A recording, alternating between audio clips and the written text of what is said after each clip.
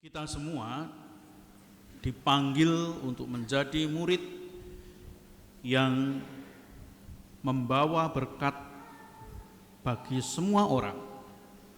Kita semua tanpa terkecuali diminta untuk menjadi garam dan terang bagi siapapun. Semakin kita menjadi berkat bagi banyak orang, semakin kita menjadi terang bagi banyak orang, kebahagiaan datang melimpah bagi kita. Garam akan melebur, hilang di dalam masakan, membuat masakan menjadi nikmat. Tetapi garam berkorban kehilangan dirinya. Cahaya lilin harus kehilangan pelan-pelan dirinya, lilinnya makin lama makin habis, tetapi dia menerangi kehidupan. Nah, inilah juga yang sebetulnya adalah kunci kebahagiaan sejati kita di dalam Kristus. Dan ini praktis sebetulnya berlawanan dengan apa yang ada di dunia. Dunia mengumpulkan sebanyak-banyaknya untuk diri sendiri, tetapi sebetulnya kebahagiaan sejati membagikan kehidupan bagi sesama. Ada seorang ibu,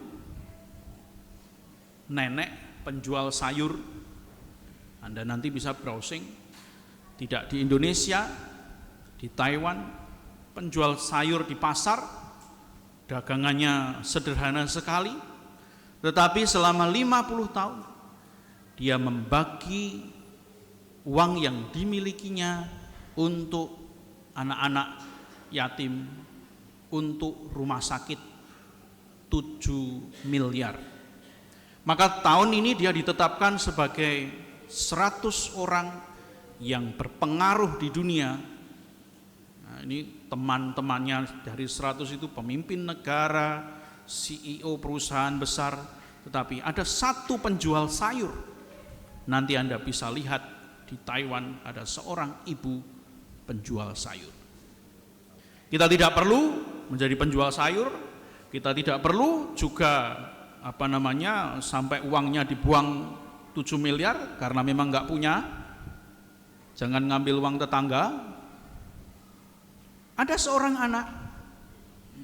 anak ini sedang bersepeda, lalu ada ambulans, sopir ambulans bertanya pada anak ini, di mana letak alamat?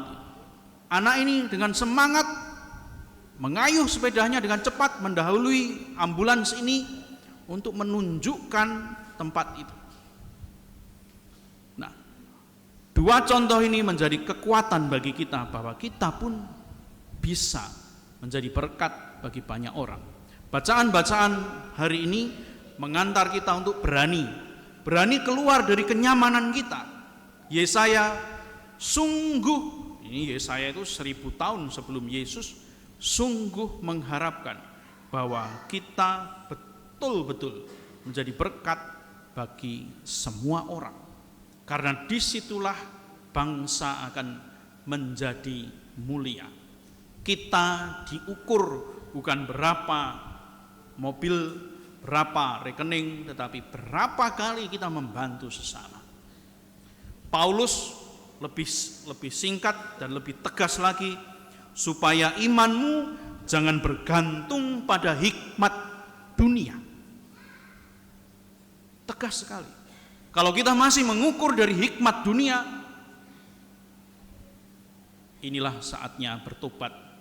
Maka Injil tadi hari ini jelas membawa kita pada dua hal. Yang pertama, sungguhkah kita menjadi garam? Sungguhkah kita melebur dengan apa yang ada di masyarakat kita? Mulai dari misdinar, ngantuk,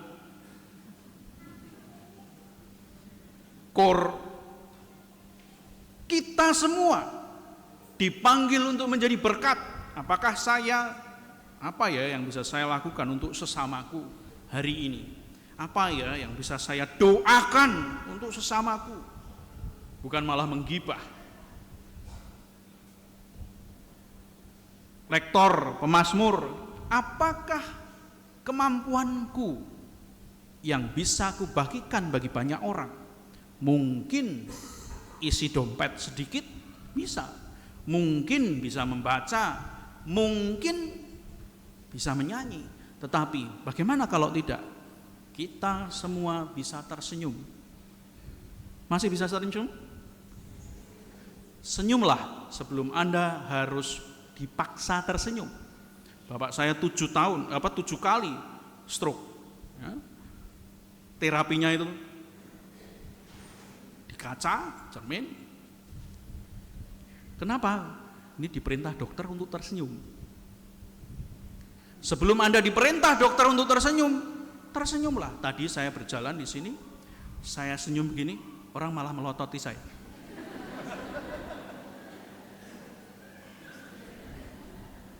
Sudah dikasih punggung, saya senyum begini. Kita perlu memiliki hati yang hospitable, menjadi tuan rumah, menjadi berkat bagi banyak orang. Kita bisa, siapapun kita, mau opa-opa, mau oma-oma, mau anak-anak, bisa menjadi berkat bagi sesama dengan tersenyum. Semoga hari ini kita sungguh-sungguh di dalam hati kita bersedia untuk menjadi garam, menjadi terang, karena disitulah sebetulnya ukuran kebahagiaan kita. Undangan kebahagiaan untuk semua, tetapi apakah kita juga menyambut kebahagiaan yang ditawarkan Tuhan kepada kita? Semoga hari ini menjadi hari berkat bagi Anda, keluarga, dan juga orang-orang yang Anda cintai. Tuhan memberkati kita.